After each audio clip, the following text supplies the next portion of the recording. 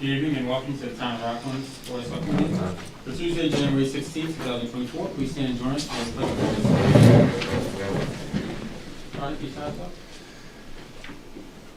allegiance. To the flag of the United States of America and to the republic for which it stands, one nation, under God, indivisible, with liberty and justice for all.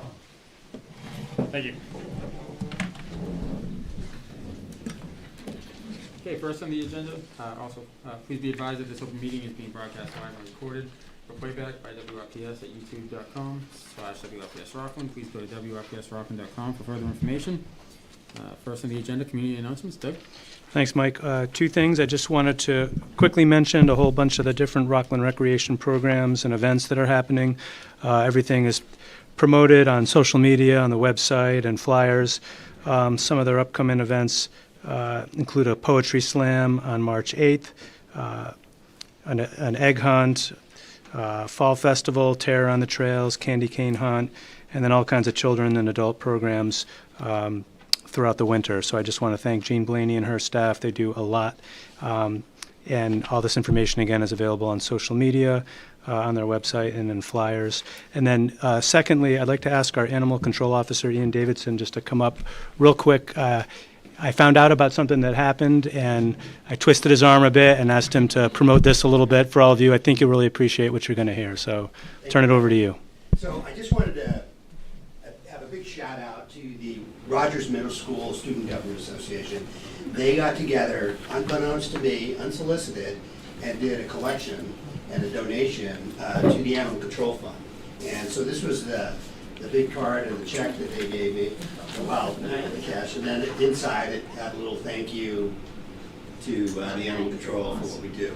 And I just wanted to take a moment to say it's so great because these are young adults who took the time to do this, and they realize that this is about community, and they really took an opportunity to do that. And I wanted to share that to show people that, you know, the people in this town, the citizens in this town, really band together and help people in need. And this money that they put into this fund, just so you know what it goes for, it's a little fund that we have so that if we've got a resident or maybe a feral cat or something that needs medical care that normally wouldn't be able to get that, these funds help to do that. So I work with the different vets to get discounted rates, and we can use some of these funds to help to do that. So I had an opportunity to meet with them at the middle school in the lecture hall, kind of told them a little bit about what I do in my job and what all these funds will go for. So it was a great opportunity to get together with them. Really just a great afternoon. It was last Wednesday. So I'm going to let you guys, you can take a look at this just a little bit to the side. So again, it was just a great opportunity to meet with the kids and to see them putting this forward for the community. So I'll grab that later and you guys take a look. Thank you. Thanks, Ian. Any comments from the board? Sure, it's fantastic. Yeah, it's good to see young people stepping up and creating the type of community they want to live in. So I'm really proud of them.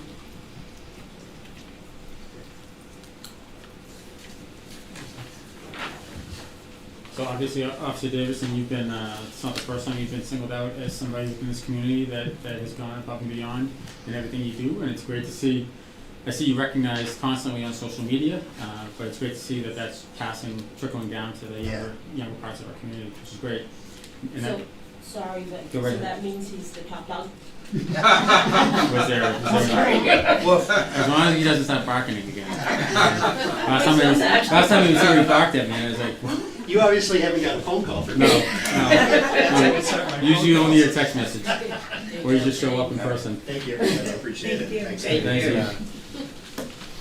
Okay, next on the agenda, Selectmen's minutes from 1/2/24. I'll entertain a motion to approve. Motion to approve? I have a motion, do I have a second? Second. Motion and a second, all those in favor? That's unanimous, thank you very much. I actually abstained, I wasn't here. That's 4 to 1 extension. Sorry, right in my blind spot over there. Okay, next on the agenda, County Commissioner's presentation of America Rescue Plan Act, ARPA grant awards. Chairman Valenzuela. Thank you, Mr. Chairman. Through you to the membership, a pleasure to be back in Rockland. I was actually coming from Plymouth to get here, so ironically I had the shortest commute and yet somehow the longest commute. I am joined this evening by Commissioner Wright and Commissioner Hanley. You know, it's a big deal when all three of us are out and about in the same community. Before I go into my comments, only because I've been accused by Commissioner Wright and Commissioner Hanley of stealing a lot of their thunder, I'm going to quickly turn it over to them to offer a few remarks. We'll start with Commissioner Wright first. Great. Thank you so much for having us here this evening. On my way over here, I was thinking about I think the last time I was here was when we were outside presenting checks with masks and, you know, about 4 or 5 years ago. It doesn't seem that long ago, but I guess it was. I would like to just say Treasurer O'Brien this evening won't be able to join us because he has another commitment. But the Plymouth County Commissioners would like to thank, in conjunction with the elected officials, which would be Senator Keenan and Rep. DeCoste. They really were a big part in these programs that we had put together. They stuck with us, they supported us, and we're very grateful for everything that they did. Also, I'd like to thank very much the town administrator, Douglas Lapp, and his staff, in seeing the value and improvements for the town of Rockland. What they put together, I had read over, quite elaborate and extensive, a lot of work, and you know, only that is going to benefit the town of Rockland. So we're great to stand behind you and be able to give you the checks this evening for that. Plymouth County Commission is happy to have worked with this 27 communities over many, many years, as I had said, and was able to disperse to the town of Rockland $3,349,958.50. That's just in CARES Act. And we did it, as we all are very proud to say, we did it faster, better, and with less than 1% of the administration fee.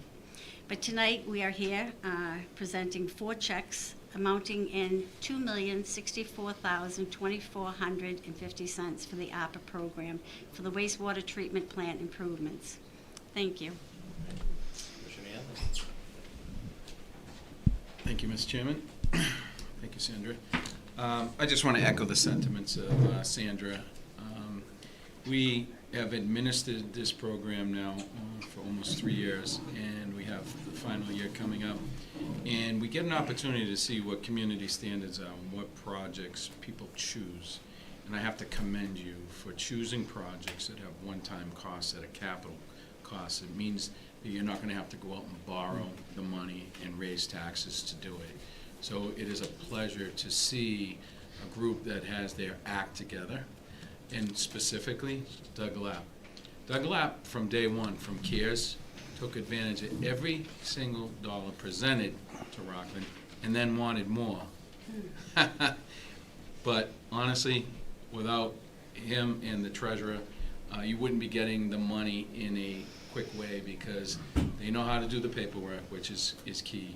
We have people that submit paperwork that don't get responses because, you know, they don't fill it out completely. Doug, the team here, and your, you know, community standard of what projects you want to use is really an example of leadership that I hope the taxpayers are paying attention. So I want to thank you on behalf of the county commissioners for your judicious use of monies. It's refreshing to see people applying that to the bottom line. So good luck with it. Thank you. Yeah, and the only thing I'll add, Mr. Chairman, is you know, we're grateful for the partnership, you know, with the town of Rockland. This is over $2 million going to the wastewater treatment facility, which as a resident, I am personally very grateful to see. And I know a lot of folks will be happy to know that. That's a lot of work. And again, to just echo Commissioner Wright and Commissioner Hanley, Doug, and Courtney, and the entire team here at Town Hall, just to emphasize the success that the county has had with these federal programs. As Commissioner Wright mentioned, we did the CARES Act for less than 1%. That received national recognition from the National Association of Counties and the Federal Treasury, as well as Congressman Stephen Lynch. We're on track right now to also do ARPA at about 1%. And to crystallize that, the national average for ARPA administration is 7 to 10%. Of course, when we do it at 1%, that is going to mean more money for Rockland and more money for the other 26 member communities. Mr. Lapp, as well as the other administrators, participated in a Zoom call a few weeks ago, and I'm not sure if he'll update you on that, but we are setting deadlines for communities to let us know what funds they plan on using, what funds they may not end up using, so that the county, much like we did with CARES, can pivot towards delivering more funds to communities that will use them which I'm confident Rockland will be one of them. And again, I just want to echo the thanks to Senator Keenan, Rep. DeCoste, Treasurer Tom O'Brien, his staff. They're a big reason why we're able to keep this program at 1%. We are, again, proud of this, and we're happy to be here. I'm not sure if you're at your full allocation yet. Like I said, I'm coming from another meeting, so I left my notes, but it's, as Commissioner Hanley said, it's been the highest and best use. The last point I will make, just to compliment and thank Select Woman Childs for being on our advisory board. As folks may not be aware, of course, the governor has a legislature, the Board of Selectmen has town meeting, the county has an advisory board. We can't function without our legislative branch, of which Ms. Childs is now a member of, and we're grateful for that, and she's been an advocate for these funds as well. So I know you have a long meeting. I'm going to keep myself as quick and short as I know how I can be, and you all know that that's rare. So I will stop myself for now, and Mr. Chairman, if anybody has questions, we're happy to take them. Any questions, comments from the board? Thank you. Thank you, thank you, thank you. You're welcome. We've, and if there's any left over, please let us know. We will. Because we will definitely go for it. Yeah, we've given a directive. We don't want to send any dollars back to Washington, Right. D.C., Yeah, so of they course. will stay in Yeah. Plymouth County, and we want them in Rockland. Yep, and, our sewer system really needs a lot of help, so, and our water system, so we're really appreciative that these funds are available. So, Doug, any comments? No, I just want to thank them. I did not set that up, all those No, I comments. know. Thank you. I appreciate it. That's very kind of you. Obviously, it's I a saw you team. texting frantically. Yeah, I know. No. It's a big team, includes the town accountant, the assistant administrator, and the different departments. So thank you guys. Appreciate it. We will definitely spend every penny. So Thank you. Thank you, guys. Appreciate everything you guys are doing for the county. Really kind of redefining what that role is, because I think for a long time, there wasn't anything that for people to, have an idea as to what county commissioners actually did. And now we sit back and we go back to the CARES Act, we go to ARPA, and I think as a board, we look forward to seeing what you guys have next. Thank you. Even if it's no money included. Yeah. I prefer money included, but, it seems like you guys have a good team over there, and you guys are working well together, and we're excited to see what you guys do next. Thank you. So, I like to always say that we have a lot of programs that we could offer the towns. We'd love to come in at some point and talk to you about them. I think we'd benefit, your town. Every town is different, but, I know I had brought in the dredge program, and, has been doing good, but there's so much that we can be doing, and that's what we should be doing. so why don't we put them on a meeting, maybe after town meeting? So our town meeting is in May, so at some point in May or maybe June possibly, either one or all three of you guys come by. If you want to bring a $2 million check, that'd be great too, I might be able But- to squeeze it a little bit. All right, we'll see. Yeah. So- No, we'd be happy to. Commissioner Wright mentioned, and, again, we know you have a long agenda, but we do, so you participate in our parking program. I always kind of quip, we do the mundane of government, right? Who wants to deal with administrating parking tickets, but somebody has to do it, and we provide it cheaper and quicker. I know we've previously spoke about the vehicle bid in the past. We have over 300 vehicles on that bid that multiple communities across New England participate in. And the biggest one, and I know we've had conversations about it in the past, but is our Plymouth County Other Post-Employment Benefit Trust Fund. Say that 5 times fast. But the biggest gain from that is it's outperforming other like benefit trust funds. Of course, everyone's aware public employees have a pension, but they also get health insurance, dental. They have other post-employment benefits, and a lot of communities aren't prepared for that financial burden when those folks retire, and they make it work. We created this trust fund to bring communities together, to invest in it, and to make sure that when those employees retire, there's money there, and it's been outperforming like systems. That's something that we're always happy to talk about, but we do provide many wonderful services. Commissioner Hanley mentions when ARPA's done, what do we do next? And we're looking at what can we grab and do and collaborate with our communities on in order for us to continue to have the county be a value add, which we are. I think the statistic I heard, the county of Plymouth costs every resident in the county about $1 per year. So you're getting all of this. You get me and the three of us for less than $1 per person per year. So we're very proud of regional services, all of that, procurement. So we assist in so much of that stuff. But we're happy to do it. We're grateful to do it. We're a good team. We're a hardworking team. But again, we don't have the success without the communities and your leadership in Rockland. And and I'm glad Doug mentioned, the other folks as well. I know, I see some of the emails, thankfully I'm not. If I were involved in this, you wouldn't be seeing a check for a while, but we have a great team, and you have a great team, and it works well together, and we're very grateful for it. Thank you, guys. Appreciate it. You do have a check to present. The big so, check. Oh, yeah, you got a big one. the big check, so, You want to take it as the? If we could get a picture Yep. with all of us together. Yeah, sure. All right, why don't you jump down front with them? We'll stand up behind them. You hold the check. Thanks, Courtney.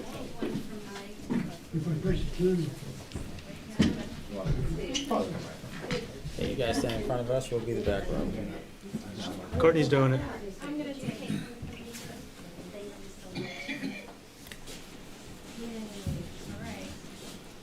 Don't worry about us. Already. You're short enough. 3, 2. The only one that attempted to duck down was Laura and Cindy at the end. The two tall guys. I know, that's it. Perfect. Right, now we do have the action. You get the real one. Thank you, Jared. I'll take the real check. Careful on the way So up. you want to come up and? No, I'm good with I'll leave that for the elected officials. I'm good. I don't need a photo. Thank you so much. Very nice. Thanks, Thank Andy. you. I was getting nervous. These are different. Yes. Hard to take. Thank you. There you go. Fantastic. Great. Very good. Thanks. You too.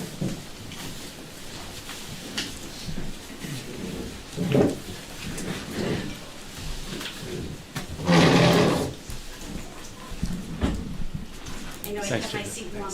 This is fun.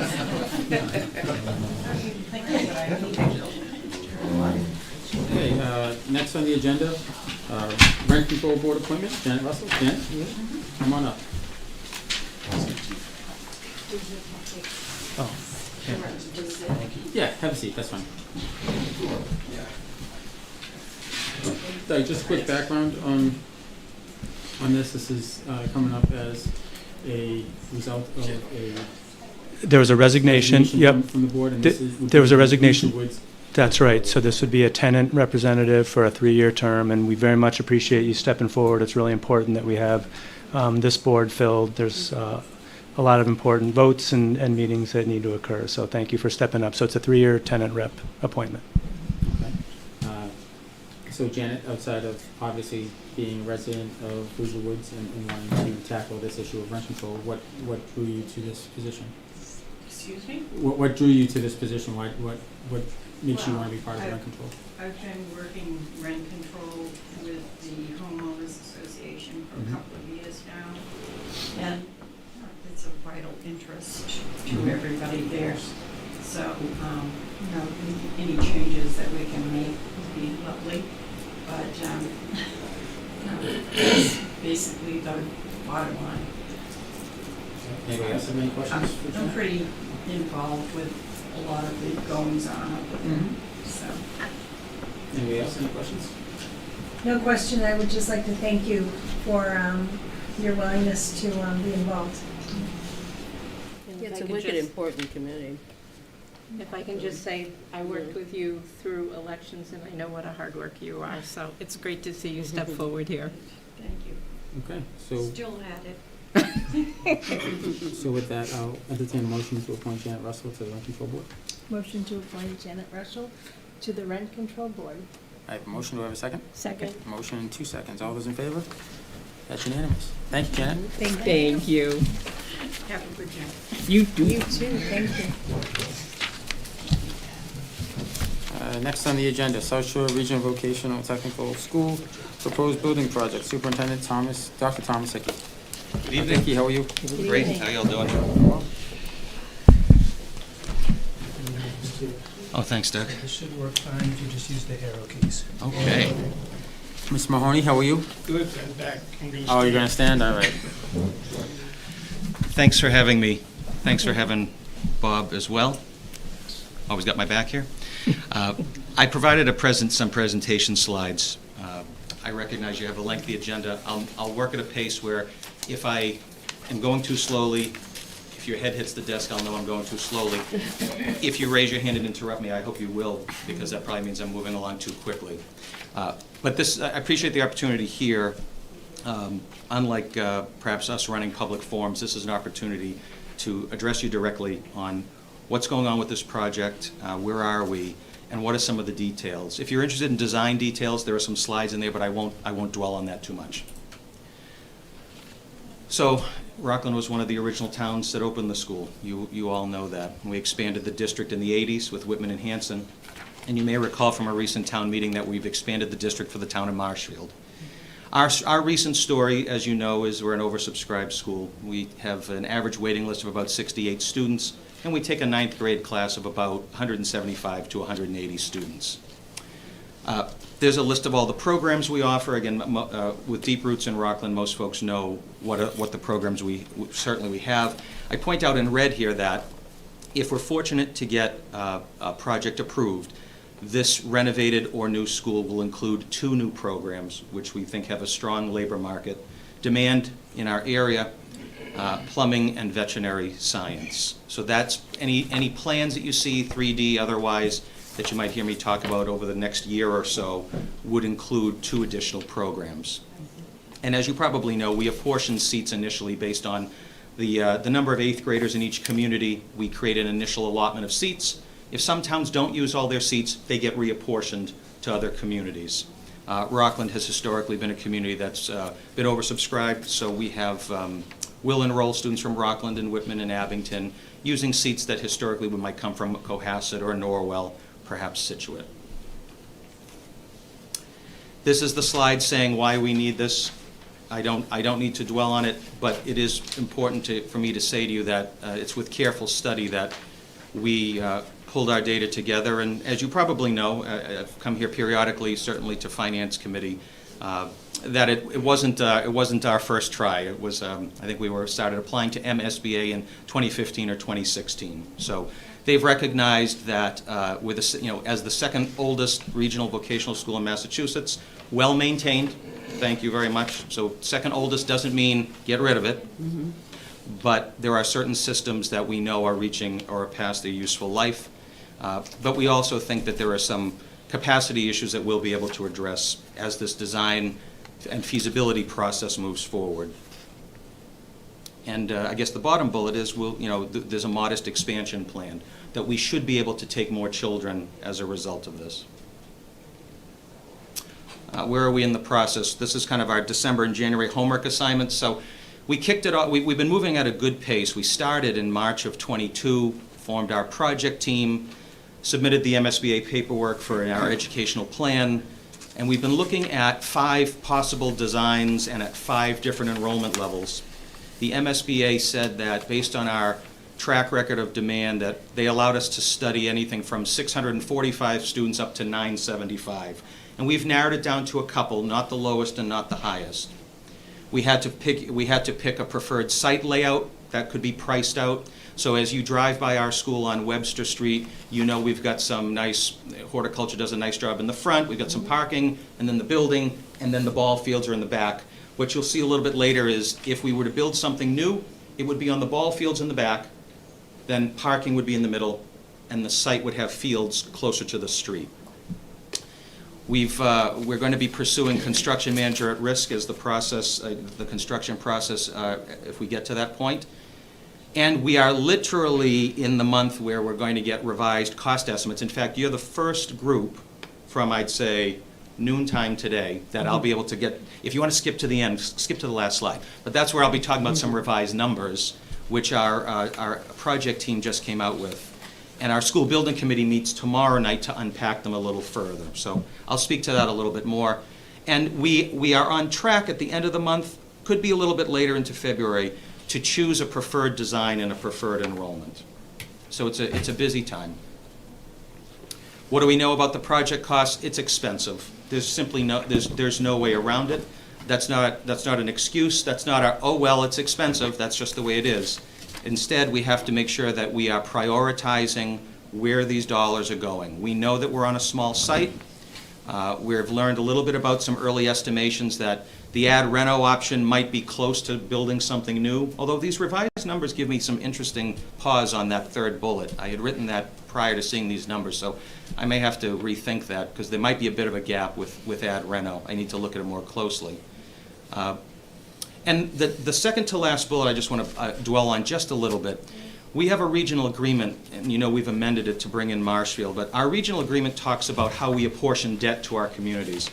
And it's written right now that it's a fixed process, so you fix the debt share at a point in time from when the towns authorize it. You do a 3-year look back, and then it's fixed. There's been some interest in wanting to talk about the potential for amending that part of the regional agreement, which is something that would have to go to our town meetings, most, I would say realistically, probably not until the fall of this calendar year, to make it adjustable, so that over a period of time, debt shares could adjust based on enrollment. But that's in the early study stages right now. And then, as I mentioned earlier, Marshfield's in the mix. And with that, we're bringing them in with a pay-as-you-go model in terms of they're going to be with us for 4 or 5 years, and then we'll figure out what their debt share is. But they will pay a share of the debt each successive year, looking at their most recent October 1 enrollment reports.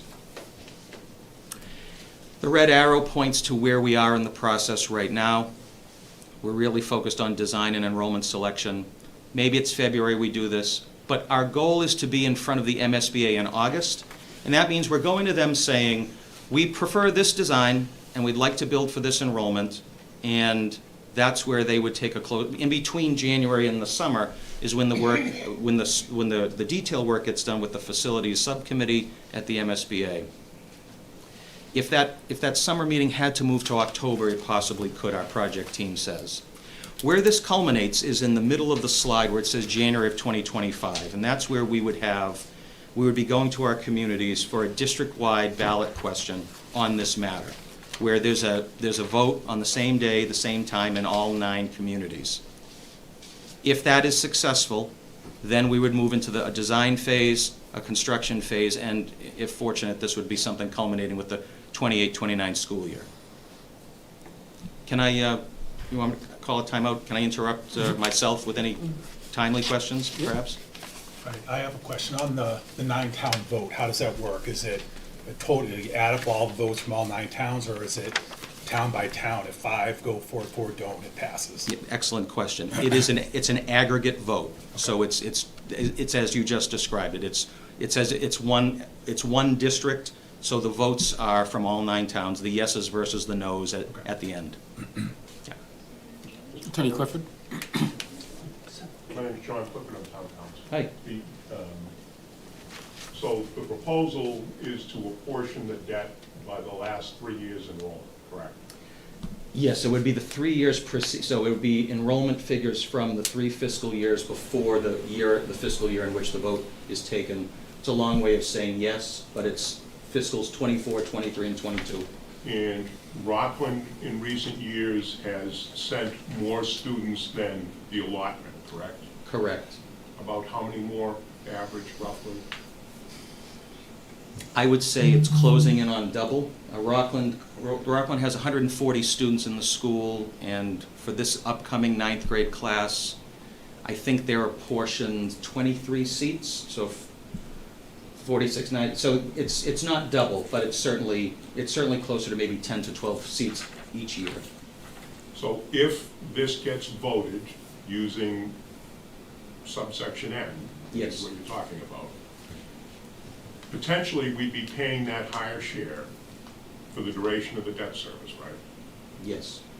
And we have a big new vocational technical school, and if these other towns want to take advantage of their full allotment, basically the number of kids we send could be cut in half.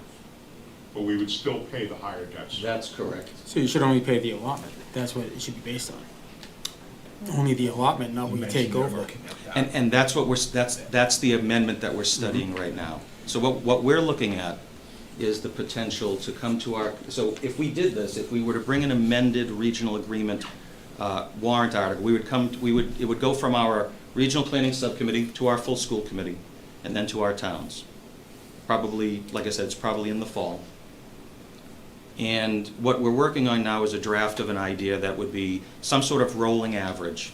So what we would do is we would do a look back. I'm studying something around a 4-year look back, so that if there's a spike in enrollment or a drop in enrollment, there's not an immediate effect. We do that right now. We do something similar with our capital, because we only bring you one number on the warrant, and there's capital built into that number. And we use a 3-year rolling average. So what I'm trying to do is look at a system that would minimize volatility, but also recognize, as Attorney Clifford has said, that if you're buying in high and you can see the horizon and say, this could attract more kids, or what if they bring in more communities? Now, if we bring in more towns, like Pembroke, there'd be a cost sharing across the board, as I would anticipate with Marshfield. But I do think the idea of moving to an adjustable regional agreement approach to debt has merit. And so that's something we're taking a look at. If I could ask another question. There are 3 statutory options for putting this before voters, correct? Yeah, yes. It seems like you're locked in on the 3rd option, which is the district-wide. Has there been a vote by the committee that you're going to go this route? Or? The school committee has taken a vote to go this route, the district-wide ballot. And by a 2/3 vote, they approved that? They did.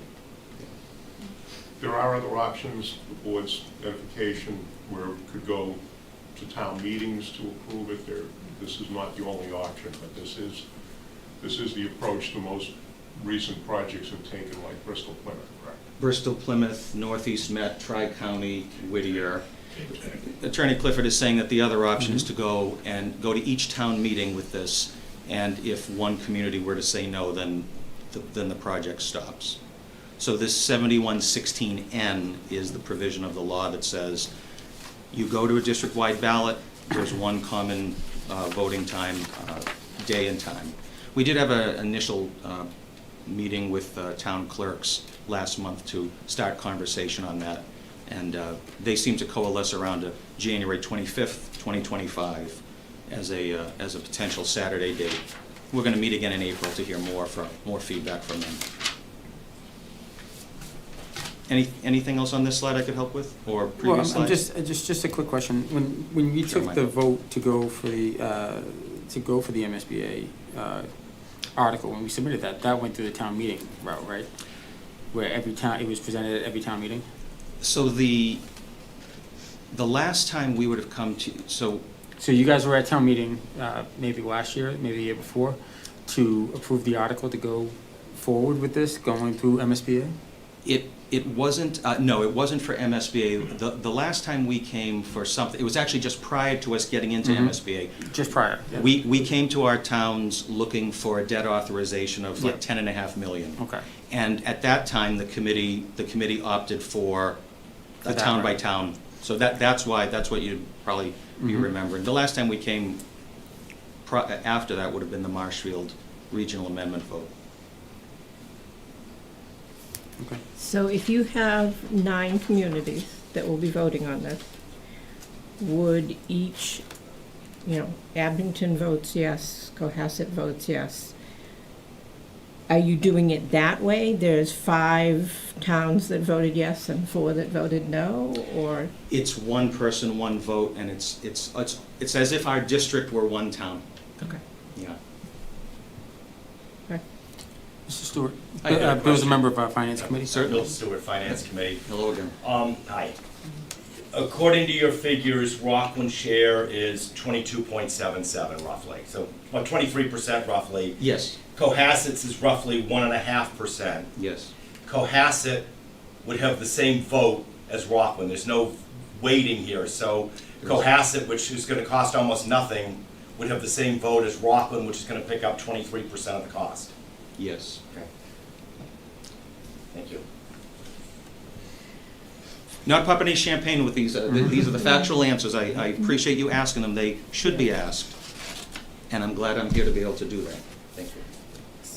So what concerns me, and I'm sure concerns other people, is that Rockland, the Rockland residents just voted down a $33 million firehouse, okay? And if they know that, you know, that you know, their debt is gonna skyrocket with the new school, I can't see Rockland residents voting for the project, although it's wonderful that, and you guys definitely need upgrades. So, I mean, what if every single person, every single voter in the town of Rockland, right, comes to this, and in Cohasset and the other towns, not many people come, so Rockland could totally have a tsunami of no votes and the project would go down. If that's the will of the voters, then yes, that's right. Okay. This process is, I Yeah. think this process allows for more voter participation, yay or nay, Yep, than a town meeting approach, but you are exactly right. okay. Conversely, if there's a turnout from communities that might be projected as paying a lower share, Mm-hmm. Yep, it strains the, you have to have a moment where you're saying, oh, we're in a region, we're locked into this, Right. and I get it. I Yeah, get it. But I also understand that there's, that part of our responsiveness, and that's why you having us come now, mm-hmm, is because I personally, you know, like I said, we could have a lot of forums, but the dollar sign, I think, is what, it's not the design of, are you putting graphics on the second floor? That's not Yeah. what's gonna drive Right. people to talk about it. It's, Right. what control do I have? What's gonna be the impact? right, Fire stations, police stations, merged elementary schools. I was over in Cohasset earlier today talking to town officials, you know, debt exclusions, overrides. Never a perfect time for the visiting team to come in and say, you know. Yeah. However, this is our time, and so we have to listen, and and I think for me, the idea here is, I'm asking our project team, let's get some revised numbers, let's study the impact, right, and as was asked earlier about the regional agreement, that's a piece of it. mm-hmm, And if there's a pay-as-you-go model, but yes, if we have blue-collar communities with oversubscribed student populations who have recently taken on or been unsuccessful in taking on capital projects, I fully understand what we're dealing with. mm-hmm, Don't want to come across as tone deaf whatsoever. yeah, right, So and I'm not asking you to think of the children. yeah, And right, somewhere in between is the reality of, we want to build a modern school, not a Taj Mahal, a 50-year investment, but this is our time to do it. And so we're going to have to adjust our expectations if we don't have the community support to do so. yeah. If there was any way to, I was saying to Tiffany earlier, just to spread the peanut butter more evenly on the sandwich, Right. then. The adjustable approach, I have, the regional agreement process does allow us to do that. I have a colleague up in Haverhill, Whittier Tech is Yeah. going to a ballot, if you follow it on the MASC listserv. A lot of press on that, big, you know, there's just a lot of press on that one. And I didn't understand it initially, but in reading some of the articles, their regional agreement apportions debt based on the number of school-age children in the town, Mhm. not the number of children in the school, and that's creating some difficulty as well. But again, so for me, talking about this in January of '24, looking ahead and saying, okay, if we could at least modify that language, which has been there since 1959, Mhm. was probably written in order to build the original school, Mhm. that might at least give some communities a sense that I can't help but think I'm buying in high to this thing, and now I'm stuck here. And whether you bring in more towns or there's more interest, the only thing I could come up with, and it doesn't help on a financial point, it only helps on maybe it feels like a fairness point, is that we could at our level change our admissions policy and not apportion seats based on the number of 8th graders in the town. Now, for someone who doesn't want to have their taxes go up for the building, Yeah. they may not want to see the operating assessment go up either, but I get it. As Attorney Clifford is talking about, there's a gap between, we fixed it at this rate, but we're watching our pupil enrollment go like this.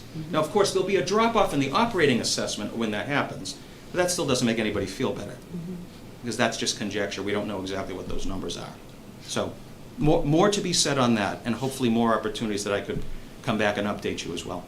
Yeah. Actually, Tiffany? Yeah. Dr. Hickey, thank you for Tom. being here, and thank you for being such a resource to our town and for our town for the last, these last years. My concern, of course, is with Rockland being a small town, taking on such a lion's share, and not being resourced enough to do so. I do like the idea of the adjustable approach, but these days with such a renewed focus on the trades as being wonderful possibilities for our kids, I can only imagine with a new enhanced, whether it's revitalized school or brand new, however, this comes out, this being that much more, that much more desirable for all of these 9 towns. And so I'm curious, just if you are looking beyond the adjustable, just would you be able to present to us, or are you looking into other ways of funding that are going to kind of involve the 9 communities? Because what it truly does is, as you were saying, if you look at all the school-aged children, this represents potential to all of them. You know what I mean? Or are there other funding mechanisms within the town or any sort of shared resources that if you could take on something that would help each community a little bit more, then we'd be able to somehow, I don't know if the adult ed continue it, or like something that all of a sudden you look at it and say, wow, this would be an amenity to all of these communities, and potentially the new ones like Pembroke that may come on. I'm just, You're right to ask, you're right to pose the questions that way. I think the answers could come in a variety of ways, but none of them are easy or guaranteed. Right. We could, I know that the town of Pembroke is very interested in joining. They formed a regional planning committee, and I would anticipate that they would be approaching us sometime in this calendar year for further conversations. That checks the cost sharing, bring on a roommate box. It does not help the number of seats apportionment, so that obviously, there's a trade-off there. The adult ed idea is an excellent one. We have been successful in securing some state grants. That helps us with operating costs, but you won't feel that on this.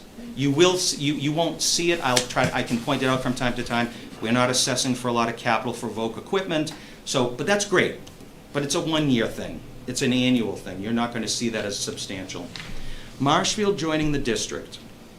If Marshfield, my projection is that if Marshfield, which will be a portion, they will be the largest community of our district now, in terms of using the same rules of 8th grade population. If I were conservative and say that Marshfield were to send us 20 kids a year, and I were to take that number, because we're still going to be the same size school for the next 4 years or so, that 20 kids a year would eventually translate into 80 over a 4-year period, and that would translate into a little under 12%. So part of my back of the bar napkin math is to say, part of what we are trying to do to address the lopsidedness of our district enrollment was a year ago to say, we're going to bring on another community. So what to sum that idea up, if I took the 22.77% and you gave it an 11.9% haircut, maybe, and we didn't change the regional agreement, that might be closer to 20. Now, 20% of a bajillion or 22% of a bajillion, no one's feeling emotionally any different, but that is one. So enlarging the number of member towns in the district is a way of helping share the costs on the bottom line. One very targeted legislative or regulatory angle that I would encourage you, if you have the opportunity and you see fit, if you think that this idea has merit, is that the Mass School Building Authority, although I'm thrilled that they bumped up their reimbursement rates, I think that there should be a positive ripple effect in some of our communities from that. They do not have different reimbursement rates for vocational schools, period. We are a high school, which means the per square foot cap on various reimbursables is what leads vocational school reimbursement to be much lower. And you know the deal. If you're told there's going to be a reimbursement rate and you hear 57%, you know what the fine print says of eligible costs. And when those caps are put in place and every instructional footprint is like this room with a suspended ceiling and not special ventilation and bays and such, it leads to more costs at the local level. The one ask that I have of our legislative delegation is, can we work on changing, adding, creating an increment? Because anything that the MSBA can do on the reimbursement rate level is something that benefits the local taxpayer. Furthermore, I'm looking into a question that was asked of me regarding how our reimbursement rate is calculated. Because I have mild concern, maybe it will grow, I'm waiting for some answers here, but that when a regional school district's reimbursement rate is calculated, they look at the communities, they look at the zip codes in the district, and they don't necessarily look at that one snapshot in time as to who's populating the school. So that's another area that I'm trying to get a better answer on. So for me, it's not about passing a law, maybe there's something down the road that can be done. I think the name of the game is for advocacy is with the school building authority. They're given, they're gonna cover a big chunk of this. We could never even get close enough to this.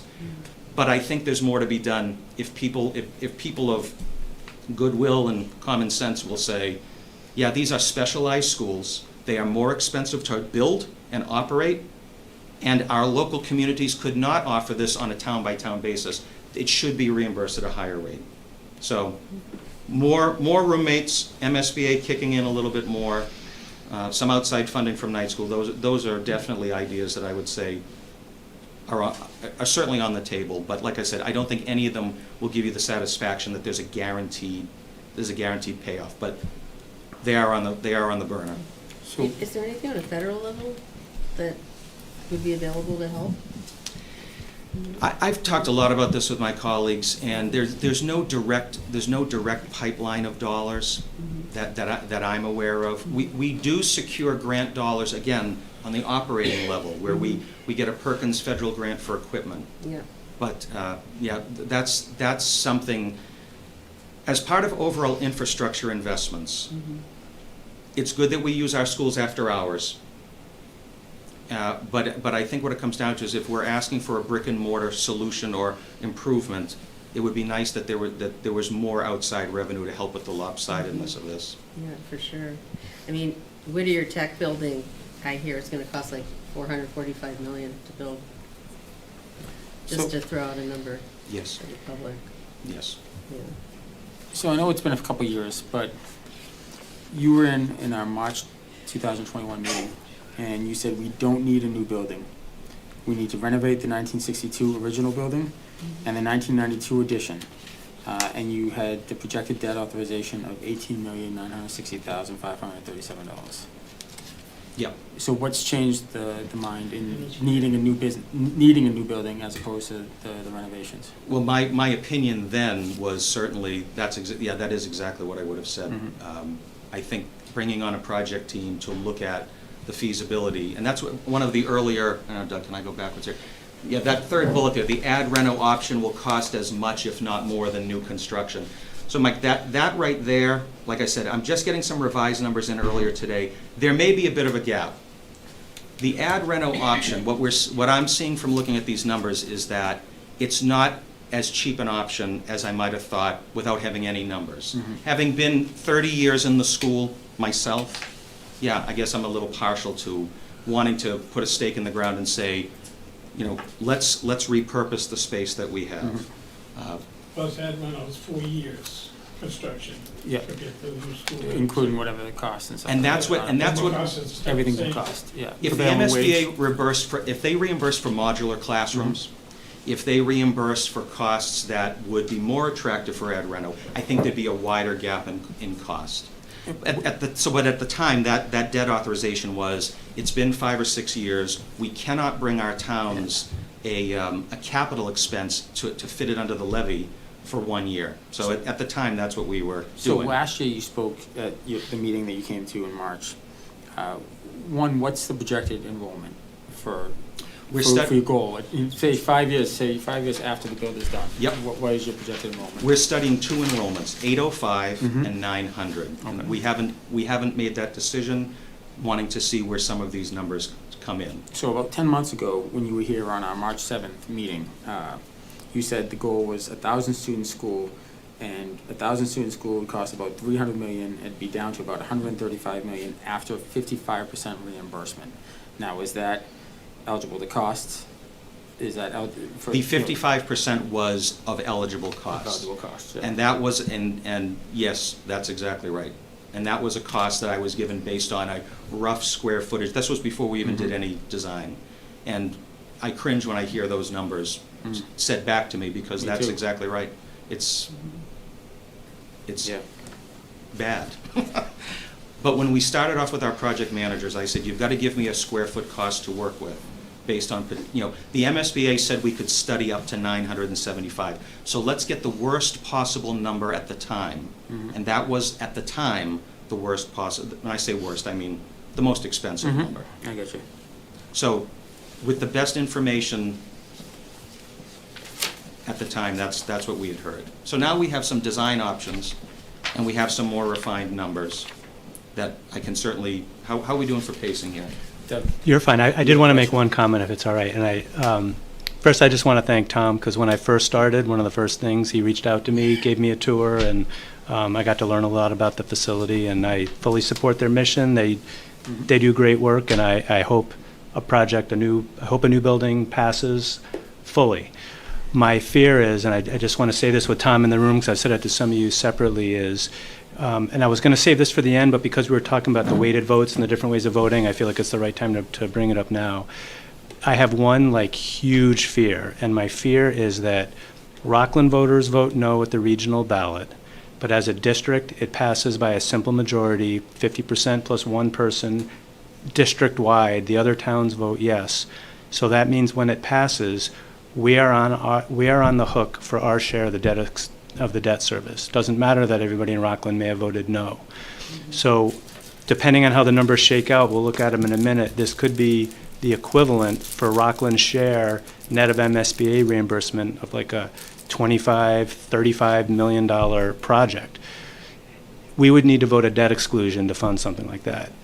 If that failed, if voters said no at the regional ballot, but it still passed, and then voters said no at a Rockland-only debt exclusion, we're in a really tough spot, because we have to pay the debt service because that project is legally binding.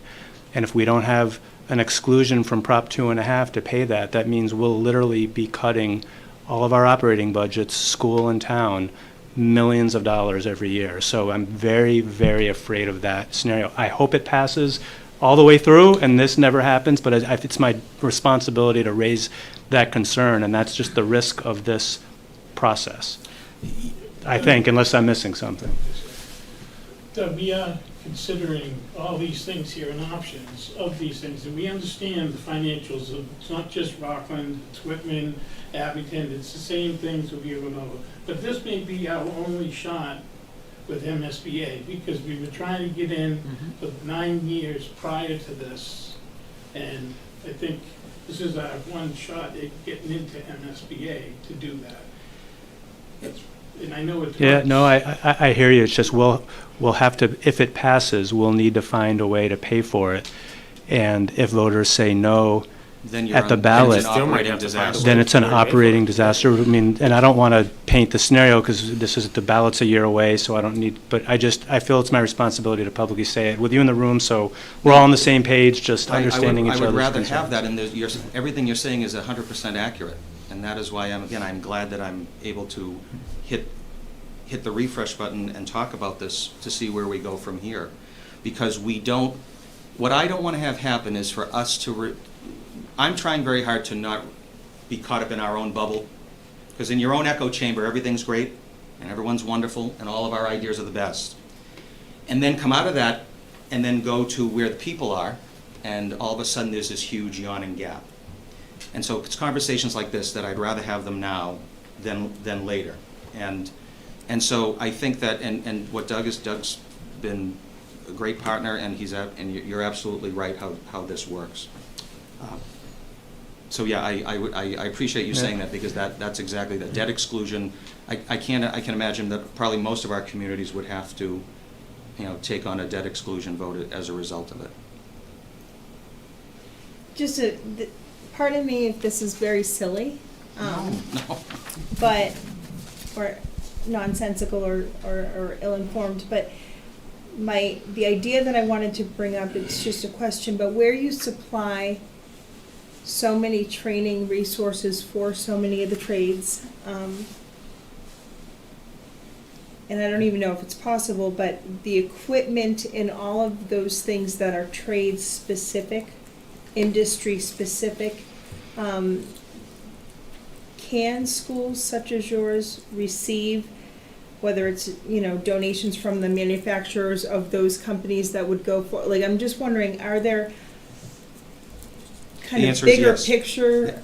So Could I find perhaps a larger employer who could sponsor pieces of equipment, help Right. to underwrite some of the And costs? do you have some sort of director of procurement or somebody who's looking into all of those resources? Because that, I understand how that could be significantly expensive, but at the same time, looking at the world of what you're, you know, providing to this region, I can only imagine that there's a lot of synergy that could be involved.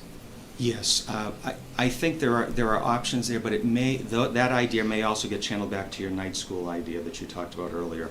We have strong partnerships with our workforce development boards, Mass Hire South Shore, Mass Hire Greater Brockton. They partner with us when we write grants in order to obtain funds. We do get small donations from local businesses that do help with vocational shop budgets, but it's probably not to the scale Right. that it would show up. But again, it's not wrong for you to say that the immediate beneficiaries of the talent coming out of our school, we're a supply, we're a feeder to local industry, local employers, and where is perhaps their increased, where is their deeper involvement with us? Many local employers do their part by hiring our co-op kids, which doesn't show up on our bottom line, but it shows up in the economic independence of the kids that are going out there. So I appreciate co-op employers doing that. But from a purely how can we help this bottom line, that idea won't do that. It helps with other areas though. Thank you. It's not a silly point. And I guess just to drill home what Bill brought up, if we're gonna be on the hook for 23% of this project, but down the road are only gonna be sending 10 to 15% of the kids to this project, that's even a possibility. I can assure you the voters of Rockland will vote this down 90 to 10. So just, if you want this to pass, you've really got to address that aspect. I know you're looking at it, but Yep, look at it more than just look at it. It needs to happen, in my opinion. Yeah, I think as long as we can explain it clearly and simply about how it's, we don't want, if a community sees a spike in enrollment, it will have a one-year immediate impact on a couple parts of their assessment, their operating assessment potentially, and their debt share. So I think if we could design something that has a rolling average, it will address the concerns that you've mentioned. It doesn't make it appreciably better, but it certainly solves, or at least addresses the issue that if, in fact, there is competing demand from under-enrolled communities, and we're on the hook, and we're 5 years into this debt, and those numbers reveal themselves to be that way, the chance of that happening would be problematic right now. Okay. Okay. Why don't you keep going? Okay, here we go. Back off the exit, here we go, okay. This busy slide just, I mentioned earlier that we studied 5 designs down the left column and 5 enrollments across the top. As I mentioned, we're a school right now of 670, so we're looking at a couple of enrollments, 805 or 900 at this point. And that just shows you the approximate square footage of the size of the buildings that we've been using this slide at our school building committee meetings. Now I'll pick up the pace a bit, but there's just a few visuals for all of what we've been talking about that is going to cost the taxpayers. This is our school. Webster Street's at the top of the page. The oval represents our ball fields. If we were to build new, that's where it would go. Everything you see in green, wetlands. And so we are definitely designing something that's going to fit, and we've had good conservation conversations. So that's the projection. If we do something new, it's in the back. Now I'm up in a drone and I'm over Webster Street. Now I'm looking back at those ball fields. That's one example of a multi-level building. This particular design is for 900, but an 805 wouldn't look that much different to you in a 3D version. Parking in the middle, ball fields, et cetera, in the front. This was a site plan we looked at the school building committee meeting. This is just a more detailed look. Now I'm back over the wetlands, looking back toward Webster Street, softball, baseball, and multi-purpose field near running parallel to Webster. Looking at the floors, again, I won't stay on this too long. Our first floor of this particular version has mostly vocational programs on the first floor. I labeled a few other things of interest. A multi-purpose auditorium that has movable seats, so we don't just, it's a high-frequency space. We could use it for a variety of things.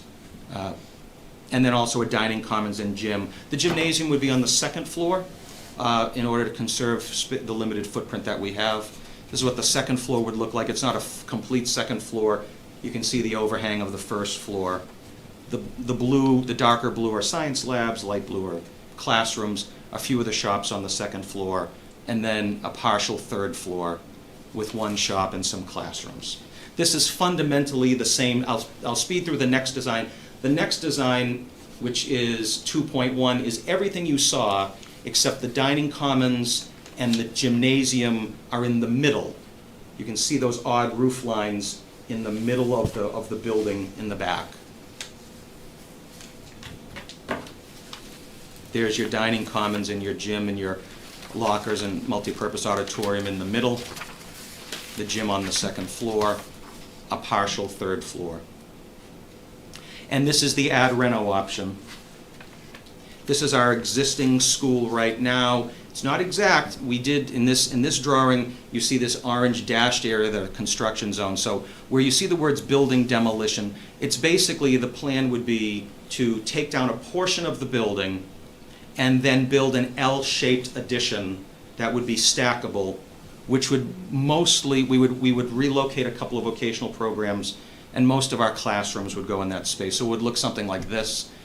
This is designed for 2 floors, but at 805 or 900 there'd be a third floor, but the concept is the same. The fields would remain in the back. They would be updated as needed. But that's the difference between having this ad reno in its roughly the current footprint in order to address those enrollments. This is a nice drawing, but it's a little too busy for right now, but it just shows you a bird's eye view of what would go where in our school if we had this model, and the L shape is what would be new construction. And for folks who know where the shops are located in our school, several of them have been relocated and right-sized based on student demand, student interest, and enrollment. So for instance, the HVAC shop, which is on the far right, that's currently part of, we have an automotive program that's in 2 footprints. So this is an example of, we'll combine automotive in one location, we'll relocate HVAC, et cetera. So this, everything you see in like a taupe or a gray color is where we might be bumping out some of the existing programs to provide a little more space based on demand. And this is what the second floor would look like. Again, similar concept here. Build the gymnasium in the back corner, stack the gym on the second floor. Oh, now I see this slide. This tells me I'm near the end. Okay. So the numbers that we have right now, I've been asked by my project team, I feel like I should have an earpiece listening to them saying, you've got to tell them these are for comparison purposes only. These are not final numbers. I appreciate them saying that, but I don't really care. I mean, these are numbers. We have to hold on to something, whether there's a margin of error or not. So the numbers you see stricken were numbers that we got initially. Those numbers don't mean anything to me as of noontime today because now I've got, things are starting to come into focus. The numbers that we got for the new construction, so you can see each line is one of the designs, and I'm either looking at 805 or I'm looking at 900. And you can see that the revised total estimates in the white cells give you a range. The reason there's a range is because we are currently at the process where we have 2 estimators that are looking at these prices. We have the estimator who works with the architect, and we have our project management firm who also retains their own estimator.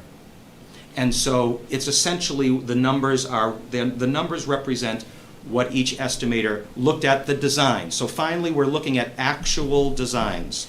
the slides I showed you before, not just the sketches, but more detailed designs. So, if you want to play around with these numbers, as I would, the first thing I would say is these numbers do not include an MSBA reimbursement. That is something that I hope to have by tomorrow night's school building committee meeting, and it's something that I'll be sharing out as soon as that's available. And I know that you all have an interest in it as well.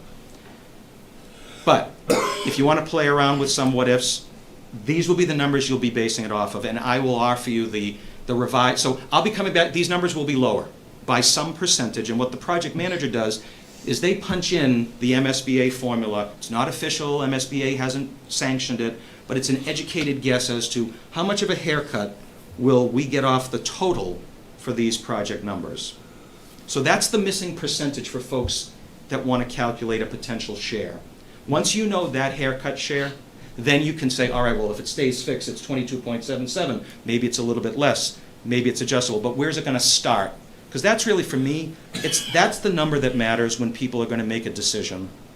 Having an adjustable rate is an important long-term answer, but people will be looking at the debt calculator in front of them based on a number that they're seeing. So, I've been told to mention the numbers will be refined during the schematic design phase, but again, the closer that we get to making we're going to choose this enrollment and this number, you're getting this information first, and I'll be happy to update Doug and have Doug funnel it to you in whatever way works best.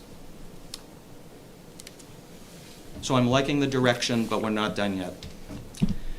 And then this is just a kind of a detail, I won't read you this slide, but this is just a reminder that Marshfield is part of the district. There are the percentage shares that were referenced earlier if we stuck with the existing regional agreement language on that 3-year look back.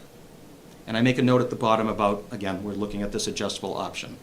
And what I wrote in the middle of this gray slide is what I had said earlier, which is, hypothetically, if Marshfield sent us 20 kids a year, there would be an annual adjustment. So when we would bring assessment numbers to you in successive years, in fiscal 30, 31, 32, each year there would be a haircut based on Marshfield's share. And then eventually, again, I'm using the current language, eventually after Marshfield's October 1, 2028 enrollment report, that would be their fixed share. Now, if this changes, then I'm working on language that would basically feather Marshfield scales up their enrollment, and then they join the other 8 communities in some sort of rolling average to adjust the debt based on enrollment. Again, that's just I guess my summary of how I'm looking at it right now. Our tour continues on January 25th at Abington Town Hall for another public forum. And I definitely threw your meeting average off tonight, so sorry about that. No, that's fine. Anybody else have any questions? If anybody wants to come down for a tour to see exactly what we're dealing with, it's more than welcome to. Yeah, I'm going to follow up with you on that. I'll be by. Yeah, I would like to. Wonderful. Anybody else have any questions? Guys, good. Doug, good. Can I guess it's like I knew you couldn't hold it's it. like a rhetorical thing, and I know this isn't really possible, but I guess like for me, if I could wave the magic wand, it would be great if it was like a 2-step vote that was part of the process, where voters as a region, make a decision about the project, and then each town votes their funding source. Because to me, it's the whole idea of like a vote that's outside of this geographic boundaries control, because we're just one part of the larger region, having control over something that we might choose we can't afford, and that's what's hard. And it's just too bad that there couldn't be like a 2-pronged option where there's a second vote required that's the funding of it. But have you guys been working with the town administrators in the 9 communities? Yes, I've been in contact. Doug was the first of the 9 I reached out to, but yes, that's where I'm spending a lot of my time. At least to start raising, honestly, the reason of my recent outreach had more to do with this potential regional agreement amendment. So I've talked to all of our town administrators about this to this point. Next step is develop some language, pressure test it, do some analysis, and then circle back. Okay, thank you, guys. I just want to say one thing, Mr. Chairman, that we did have an informational evening Mm, over at the senior center, yeah, and 0, right? one person Yeah. showed up. Well, I think after this meeting, the next time you guys post a meeting, there might be more than one. Typically, when they start hearing dollar values, Bob, you know, living in this community, they hear dollar values, that's what gets people, you know, motivated. And before we let you guys go, you know, Bob, you made reference earlier, and I don't want you guys to think that by any means that we were attacking or anything like that, or that we don't understand that this was your chance to do it, and that you're not in control of inflation and costs that exist in our world today. I'm not. But you have to do your job. I'm not which we offended get. in the least. So- I think we have the hearts and minds of the folks in our district. I'm not hearing a single person ambivalent about vocational Yeah. education. We get a lot of wonderful compliments, but hearts and minds don't always equal wallets. Don't equal wallets, exactly. And you have a fiduciary responsibility. I respect that. So- So I would rather be having this now than conversations in the summertime Yeah, where it feels like the train's left the station. Right. fair enough. And so that's why Yeah. having us back or other forums, it'll be real important for us to do that. So thanks for your guys. interest tonight. Thank you. Appreciate your hard work on it. Okay, Yeah. thank you. Thank you. Okay, next on the agenda, MBTA Advisory Board appointment, Town Planner, Allison Quinn. Doug? Thanks, Mike. Allison is not here, but it's pretty straightforward. We put in your packet a little 2-page fact sheet about what the MBTA Advisory Board does, and our recommendation is for you to appoint the town planner, Allison Quinn, as our designee, and our assistant administrator, Courtney, as the alternate. Okay, entertain a motion. Motion.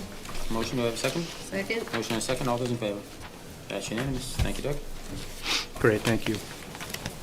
Next on the agenda, marijuana dispensaries, host community agreement waivers. Doug? Right, so I know I've complained and spoken about the new law ad nauseum, so I'll spare you. You've heard my speeches many times about how bad I think this new law is, and even worse, how these new regulations affect cities and towns. But now we're at the point where we have to actually make some decisions to adapt to the new regulations. And I put a lot of information in your packet, which I'll try to walk through relatively quickly. So again, we have 3 dispensaries open in town. We have a 4th that was approved, has not been constructed yet. We recently voted a bylaw at town meeting that caps us at 4 dispensaries. The 3 that are open have been paying impact fees, have been paying money associated with their host community agreement that they have with the town. That was a host community agreement was something that was optional for towns, but we made it a requirement in our zoning board of appeals special permit process that an applicant had to have a host community agreement executed with a board of selectmen, so they knew that the entity had selectmen support. And the main purpose of that HCA was to direct additional funding from the profits of the marijuana dispensaries for important public goods in the communities.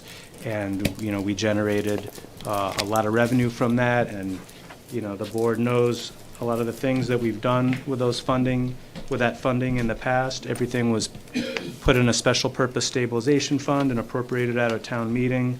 We bought police cruisers, ambulances, you know, highway trucks. We paved part of Weymouth Street. The list goes on and on. The new law prohibits the way that we were doing it, and not just us. This affects the whole state. And I want to be clear, Rockland wasn't doing anything wrong. Our host community agreements were modeled after the templates that the state gave at the time the first law was passed, so we were in full compliance. The bottom line is, our host community agreements have a flat percentage of gross revenue that they pay as their impact to the town. There's a minimum and maximum up to $500,000, but it's based on just a flat percentage of revenue. And then it's up to the town to decide what to do with those funds. And the intent was always that there was some nexus somehow related to dispensaries. And that's why we've targeted all along public safety, highway, roads, infrastructure, that kind of things. It drives a lot of traffic. The new law prohibits those kinds of host community agreements. So the reason why I'm here today is our the first dispensary in town, and I actually think the first one in the state, that's going to be subject to these new regulations is one of our dispensaries here in town. And so they're in the process of renewing their license with the Cannabis Control Commission. The way the new regulations work is when an existing dispensary goes to renew their license with the Cannabis Control Commission, that's what triggers the review of their host community agreement. That dispensary, it's like an online renewal process with the state. They can't advance in the renewal process unless they either A, have a compliant host community agreement, or B, they have a waiver, meaning the town agrees not to have one. So we know 100% all of our host community agreements are not in compliance for a number of reasons, but mainly we have a flat percentage and we decide how we want to use our funds. So the reason why it's on the agenda for you now is my recommendation is that you vote to authorize me to submit waiver requests for all of our dispensaries when they go up for renewal. Before I go into some of the details, the broad point I want to make, and I had another conversation with the zoning board chair, Rob Rosa, about this tonight. In some communities, they have a very kind of minimal regulatory permitting process for how the dispensaries operate, but the host community agreement serves as a control for all kinds of operational things, maybe hours, parking, traffic, security. It could be lots of things like that. In Rockland, we did it differently. Our zoning board of appeals special permit process is very detailed, and their conditions and their decisions are very detailed. It spells all those things out in the ZBA decisions. The real purpose of our host community agreements was to leverage the funding that was available under the law at the time the first law was passed. So if we can't get that funding, there's really no reason for us to have an HCA, because all those other controlling regulatory things are already covered in the ZBA special permit decisions. I just thought I would kind of quickly flip through some of the information I included in your packet. I know you've all had a chance to read through it. The first document is a long PowerPoint by KP Law that they did at an MMA webinar. And just some of the things talks about beginning March of '24, the Cannabis Control Commission is going to review and approve and determine compliance with all host community agreements. They may deem any individual HCA provision or the entire document invalid, unenforceable, or voidable. They can also issue fines and other sanctions against towns. That's another reason why I really don't want to go down the route. Which is hilarious to me. Right. A money grab by an organization like that, and they want to issue fines. Right. They're a Against joke. the town. It's a They're a very, joke. it's Yeah. a very lopsided set of regulations where that's, yeah.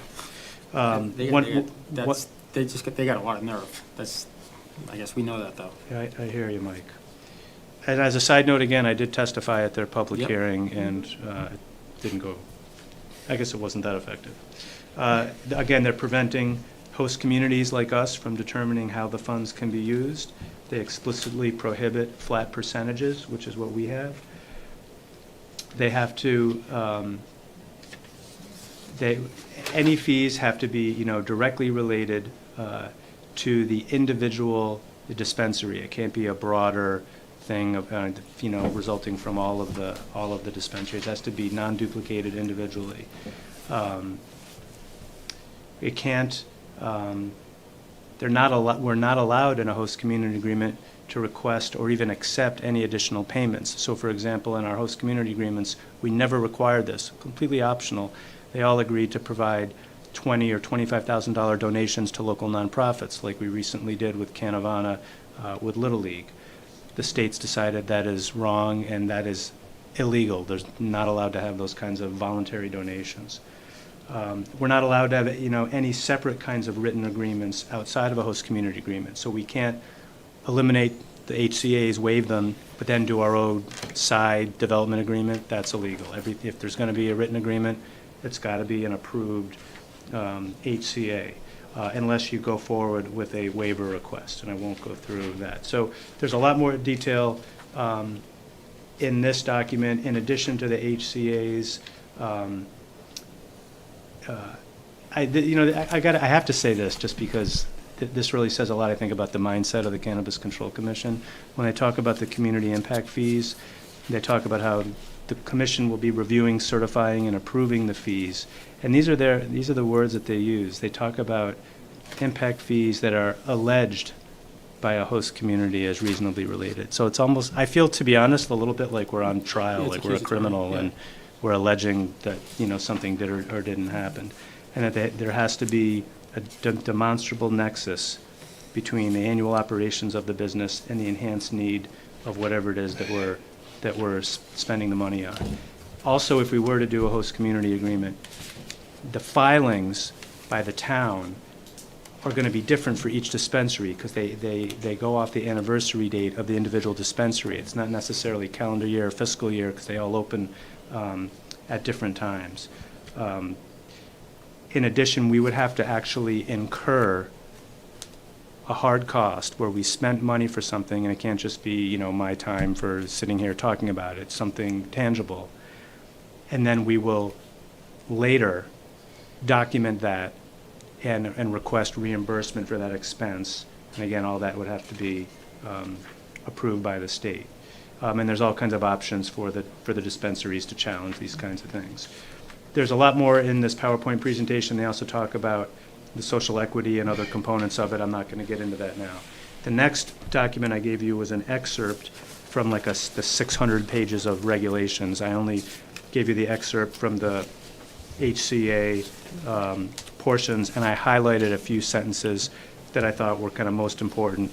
It's basically, this is the actual law regulation that underpinned the PowerPoint presentation I shared with you earlier. So I'm not going to go through and read it all again, but it's the same thing, specifically prohibited from allowing the town to use its discretion on how we'll spend any of these impact fees. We have to have documented costs, create invoices, they're going to get reviewed. And so the long and the short of it is, it will cost us more money to try to request something like this than we'll ever actually generate. So my advice is we just seek a formal waiver, and we'll just do them one by one as each dispensary's license comes up for renewal at the commission. And I'm happy to talk a little bit more about this if you like. I also did give you the model template for an HCA from the commission, but again, without the money, and given our zoning board of appeals special permits, I don't think there's a need for one.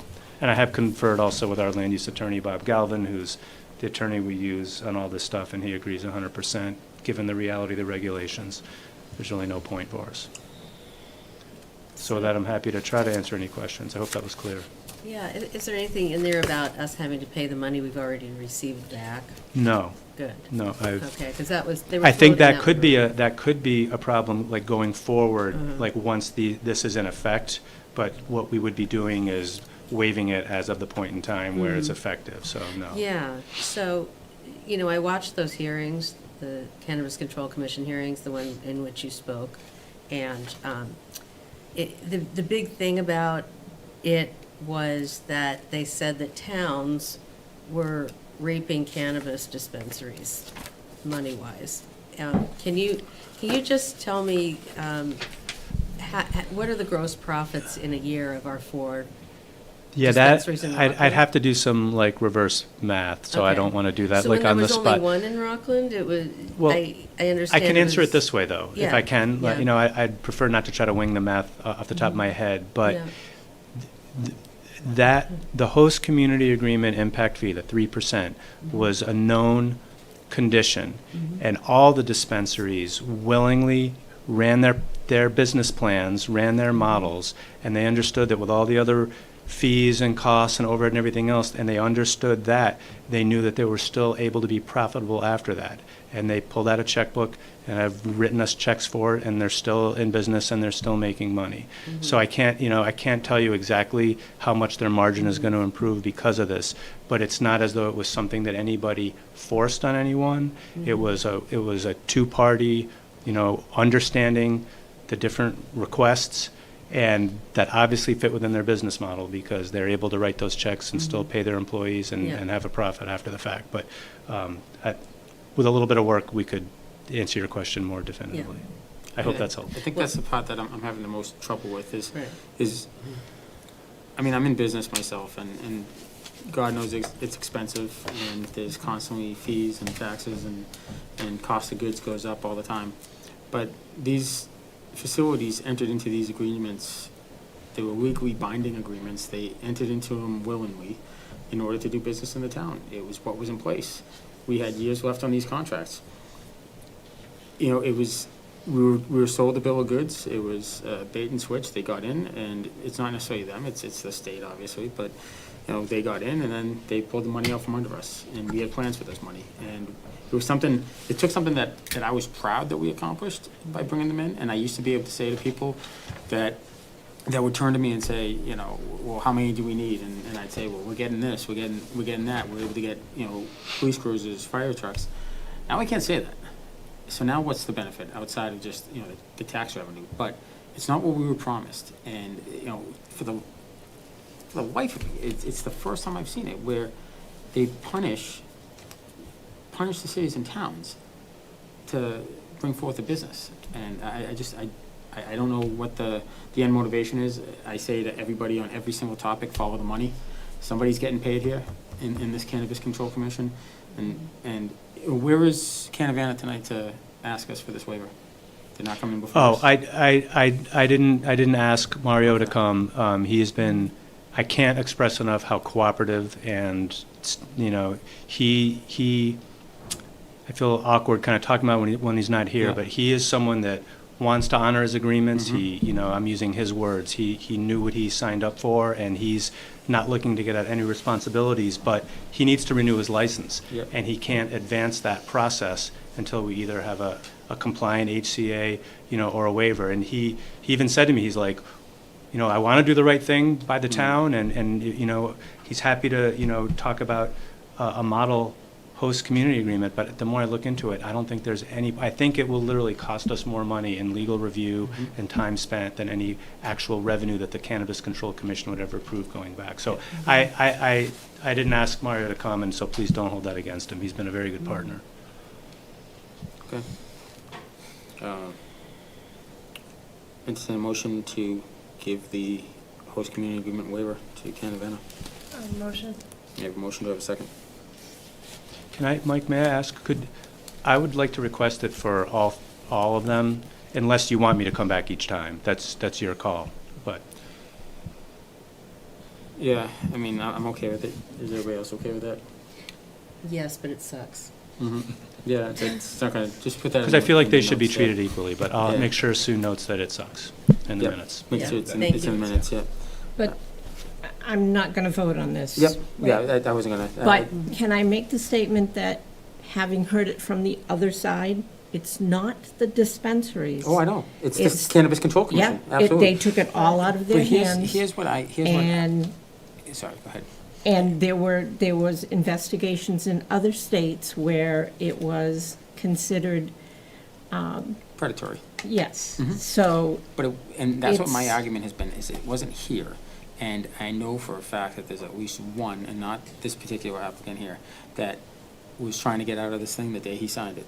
You know, and I've had conversations with him, and Doug and I have met with him, and, you know, I'll leave it at that, because he's not here to defend himself or anything like that. And like I said, I don't blame these businesses, but if they really did have the integrity, right, and I know that Canavana had made some statements that they would honor their agreement if they could, but where was the testimony from them saying, hey, we're okay with our agreements? There was testimony. From him, Yes. but from the other ones, I haven't heard from the other ones. He was the only one, which is why I have a lot of respect for him, because he stands by his word and he's got integrity.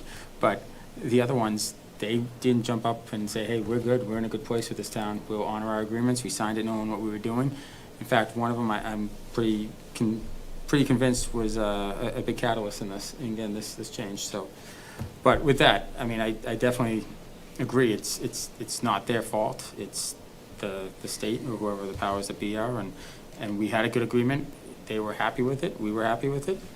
It was legally binding, but I guess legally binding doesn't mean what it used to mean if you have a regulatory board that can change that. So with that, I'll entertain a motion to approve all host community agreement waivers for marijuana dispensaries to be approved by Doug. Motion. I have a motion with a second. Second. Motion and a second. All those in favor? That's unanimous. That's 4 with 1 abstention. Yeah. Thank you, Don. Thank you.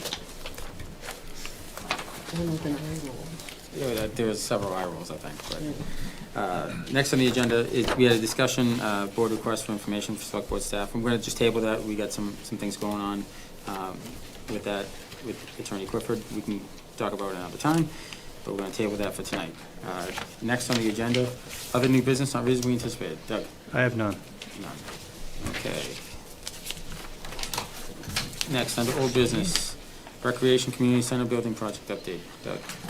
Thanks, Mike. So the purpose of tonight is just to remind you of the timeline for this project and just to give you a very brief preview of what you're going to hear at your next meeting with the architects. So again, tonight's the 16th. I'm going to give you this very brief preview.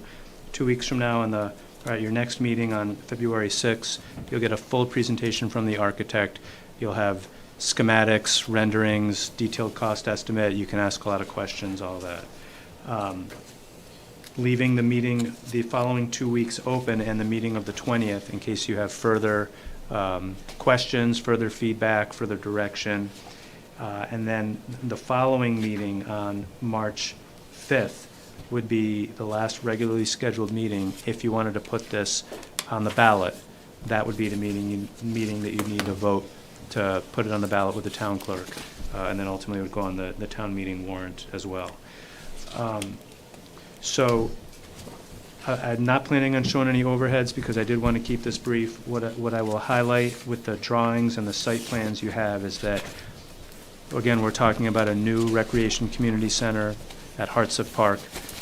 And we were looking at this site because it was deemed too expensive to fix McKinley. And Hartsuff Park is really a better location anyways because it would fully integrate the recreation department and all of their programs with their summer camp and all their other activities there. So I know it's cliche, but the synergy would be really good. When you look at that site plan, which is like the first page, it's interesting because we think of Hartsuff Park as pretty big, but the largest piece that we just acquired at the top right-hand corner next to the pond, that's all completely deed restricted, conservation restriction, permanent open space. Can't build anything there. Then you look at the rest of the property, and there's a bunch of wetlands there. And then when you look at all the buffer, then it starts getting more compressed with space. And then in addition to that, we were committed with the Parks Commissioners to preserving the athletic field that's currently there.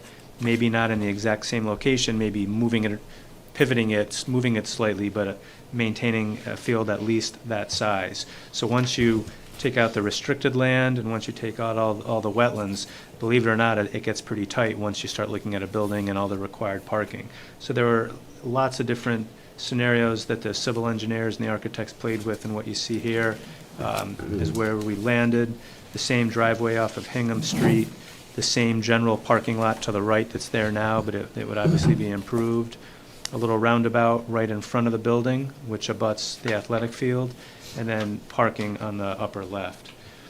You'll see on the very top portion of that site plan where you see the field, and if you can read it, it shows there's like a little playground right at the top, and just to the left of that you can see it says daycare wing.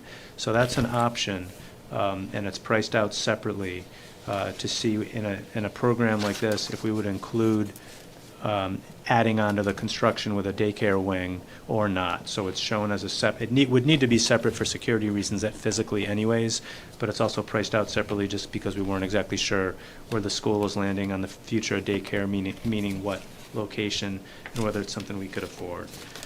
When you go through the following pages, you'll see, the biggest area is the gymnasium. It's a full court, and it's tall enough where there'd be a elevated walking, running path around the top. And then you'll see all the various spaces, a community room, a maker room, multi-purpose room, storage, kitchen, those kinds of things. Then there's other cross sections, elevations, some massing, etc. When you get to the last set of images before the cost estimate, this is something we've spent quite a bit of time talking to the architects about. Again, nothing is set in stone. I want to emphasize that. These are just the architect's ideas. And we talked quite a bit about, the pitch of the roof. Should it be a flat roof or pitched roof? Should there be a lot of glass and a more modern look, or should it be more of a rustic kind of look for something that would fit in a park? I mean, those are all things you can certainly think about, and we can talk to the architect more about. But it all starts like any project in schematic design where they do a programming analysis. What does the rec department do? What do they want to do? What kind of space do they need? They put in blocks, and then they build it out schematically from there, and then you get some renderings. All that being said, the main reason I wanted to give you the preview tonight, and I knew I needed to do this even before I got the cost estimate, but the cost estimate is really big, and there's no other way to sugarcoat this. For the program that's been requested, which when you really look at what they're doing, I don't think it's an extravagant program. It turns into a very expensive project, and we just talked about a school a few minutes ago that was in the upwards of $300 million range. So I'll just do the spoiler alert. The initial cost estimate from an independent cost estimator for what the architects have worked on so far is $36.2 million for the recreation building and an additional $5.5 million for a daycare wing. So it's a $41.7 million project. I understand that is a huge number, and it's a lot bigger than our fire station project, which recently failed overwhelmingly.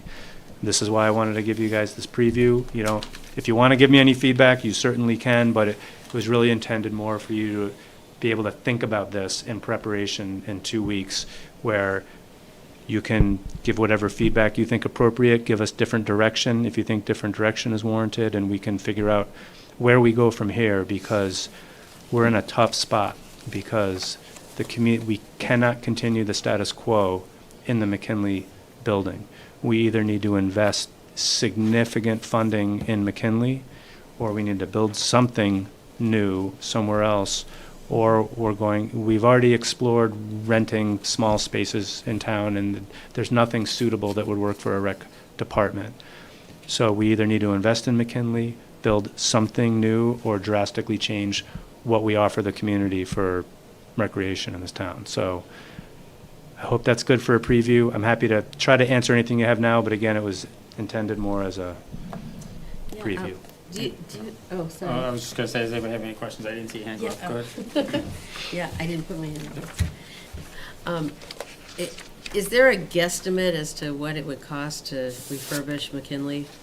Sure. So I'm going to update it. It was before COVID. We did a full feasibility study with a different architect, and I think the number was a little over 20 million, if I recall. It was in the low 20s. 24 million. Yeah.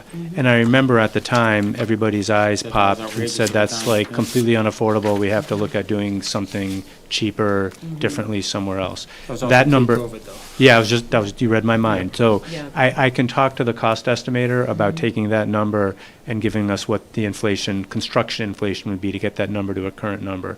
So, yeah, Yeah. that's my that. point. Yep. It could very well approach it if we were looking at doing a complete renovation like is needed. Yeah, and another thing is McKinley building could be purchased by a developer and be put back on the tax rolls. Right, if we build something new or move out or leave McKinley, Yeah. one way or the other, yes, the idea would be to sell it to a developer, put it on the tax And rolls. it's a 50,000 square foot building, so Right. that would be like a huge boost to Yep. our tax rolls, so, which means potentially bringing residents' tax rates down for a change. Right? It would be a big boost, but there would be a big tax increase associated with funding this Yeah, project. that's So it would still be a net Well, we could get increase. other projects. I know this is tough. I can see it on all your faces. I had the same expression myself when I first saw it. It's, a lot bigger than I was hoping, but I do think the presentation will be helpful for you, because the architect will be able to walk through and kind of show you each of the areas, and then you can think about, again, what kind of direction you guys want to take, because again, it's your decision what gets placed on a ballot and what gets put on the warrant. So you need to be comfortable with whatever gets put there. And I'm also happy offline, if any of you individually think of something between now and the next meeting, don't hesitate, as always, to give me a shout. Anybody else? Okay, thank you, Doug. Yep. Next on the agenda, FY '24 and FY '25 budgets. Doug? Yep. So, nothing really new specifically on the budget, as far as, we're still doing our normal thing of meeting with each individual department head, going before the finance committee with selected budgets. I did put in your packet a number of documents that came out about the 9C cuts from the state and like what the trends are looking for local aid. Again, it appears as though the only 9C cut is affecting an earmark for our Council on Aging. So that is good news. A lot of concerns about the revenue estimates next year. The town accountant, Scott Curtis, told me he did read one thing just today, that the governor is hoping to provide like a 2% increase for local aid, which, okay, but obviously Chapter 70s, are a really big one. Local aid is a lot smaller than that. So I'm worried, but I'm waiting for the governor's budget to come out, and we're following our normal process. So that's really all I have on the budget. Thank you, Doug. Well, this has been a good news kind of night, hasn't it? Yeah. Right? Yeah, I know, it's an expensive night. Other old business not reasonably anticipated. Tell me, what do you got here? Nothing. What didn't we anticipate tonight? Yeah. Nothing, all right. Nothing. Everything. Town administrative report and correspondence, Doug. Thank you. So I want to announce 2 new staff people in town. We have a new Director of Assessing, Meg Peterson, internal candidate. I want to congratulate Meg. She already works really effectively with all the other departments in town since she's been here for a bit already, so I want to congratulate Meg. And then in addition, I want to congratulate Michael Buckley. He's the new sewer superintendent. The Board of Sewer Commissioners hired Michael Buckley. He comes from the private sector, engineering firm. I believe he does have a wastewater operator license, but he's new to the municipal world, new to running a municipal wastewater treatment plant. Luckily, he started right before we had a monthly department head meeting, so it was great. He got to come and meet all the other department heads, and everybody, extended themselves. So we look forward to working with him very much. Next, I wanted to give a brief update on the MIPA filing for Union Point. As I mentioned at an earlier meeting, the board had requested, and through me, to ask any other boards and committees that are intending on submitting any comments to MIPA on the notice of project change to funnel them through us so we could send it all in one coordinated package. Unfortunately, the Sewer Commission did send their own comments directly to MIPA without informing us. I don't really want to get into that too much tonight. I've had a private conversation with the chairman, Chuck Hession, about that.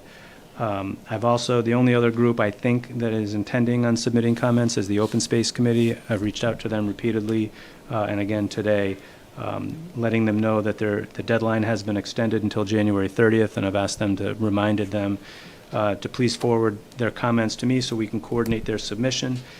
And again, for the public's benefit, neither I nor you are looking to change what anybody else is writing or to dictate what another board or committee thinks or says, but I think as the highest elected officials, especially the highest board that supported and advocated for the redevelopment of the base, it's important to coordinate the comments, and it'd be useful for us to be able to read them, not to change anything anybody else says, but maybe there's some additional information you or I might want to provide to supplement what's been said. So hopefully I will receive something if there's anything more to be submitted. That's all on the Union Point MIPA project. Maybe the only other point on that is the deadline seems to be that MIPA will issue a certificate on the notice of project change by February 9th. So there's another date.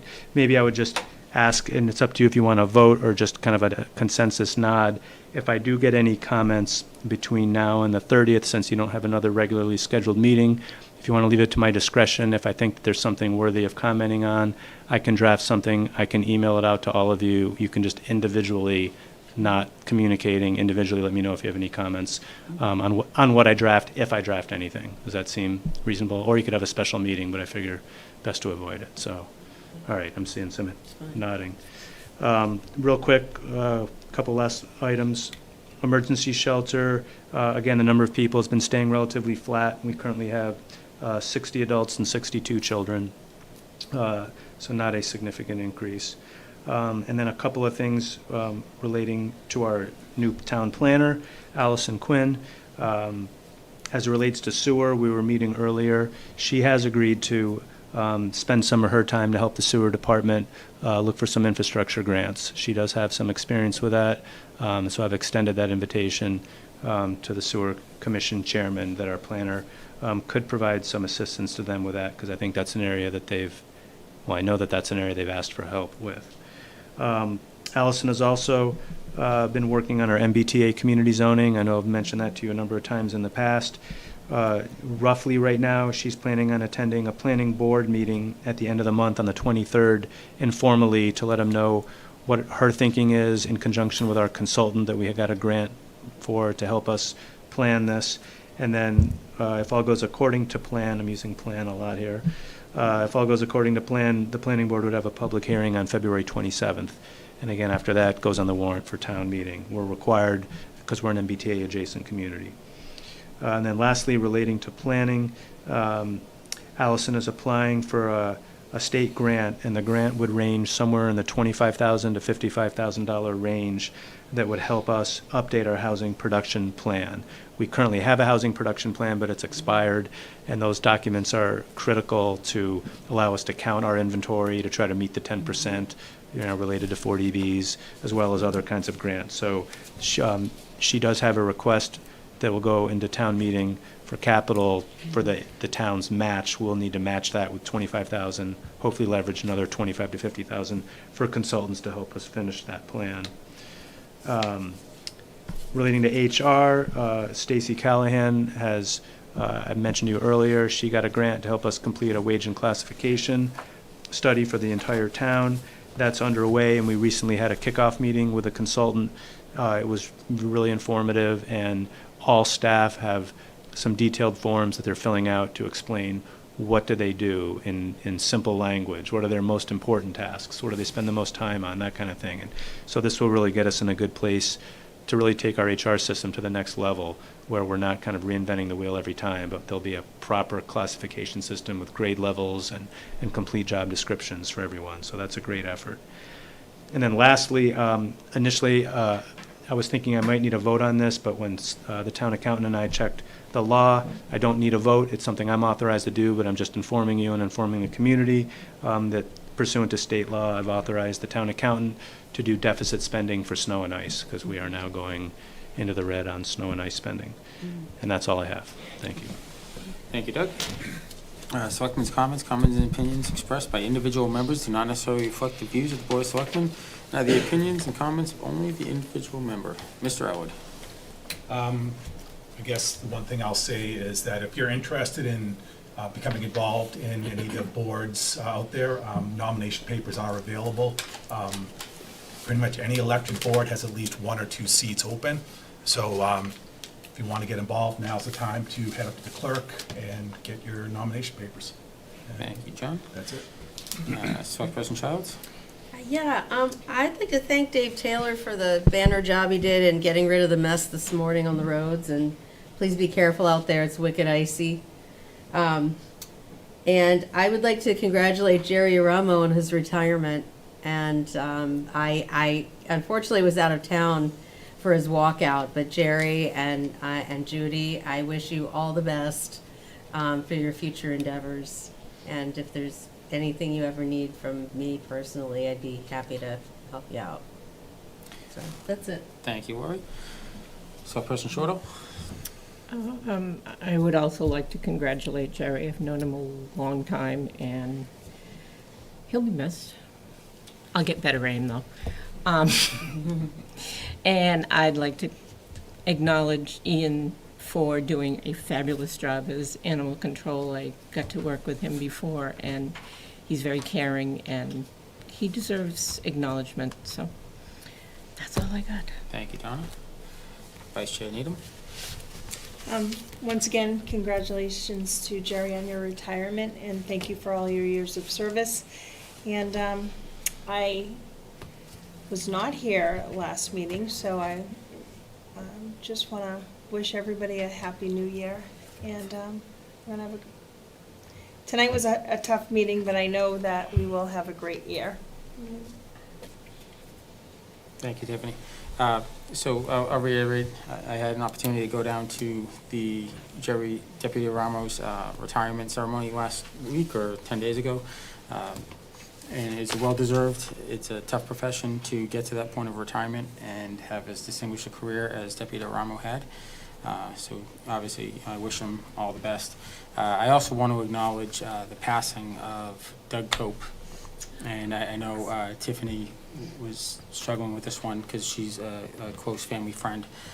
Doug came to the town a few years back, and he was looking to get involved, and he stepped up, and we appointed him as a sewer commissioner at the time. He ran into some ill health, and when he got better, he came back to us, and we put him on charter maintenance, the charter review committee, where he has been working along for the last year or so. Prior to the holidays, Doug became ill, and he came home, and he passed a few days later. So he wasn't with us long in the town, a few years, 5 years maybe, but he spent 30 years as a WBZ newscaster, so people might be familiar with him from that. But definitely a loss that the town will feel, as he's been very active over the last couple of years with us, and personally, Tiffany, you know, I apologize for your loss. Thoughts and prayers are with you and your family, as well as Doug's. And with that, I'll entertain a motion to adjourn. Motion to adjourn. Into executive session. It's funny, I just felt like going from that. I figured I'd go adjourn and then, but that's fine. Executive session per Mass General Law, Chapter 30A, Section 21A3, litigation strategy, Town of Rockland versus Christopher Falco. Per Mass General Law, Chapter 38, Section 21A3, to discuss strategy with respect to collective bargaining. Police officers, New England Police Benevolent Association, Local 65. Police Superior Officers, New England Police Benevolent Association, Local 175. And per Mass General Law, Chapter 38, Section 21A3, to discuss strategy with respect to collective bargaining, Rockland professional firefighters. Into executive session, not to reconvene. I'll entertain a motion. Motion. I have a motion, I have a second. Second. Motion and a second. All those in favor, roll call vote. Yes. Selectperson Childs, Selectperson Shortall, Yes. Selectperson Elwood, Yes. Vice Chair Needham, Yes. and myself. Thank you, everyone.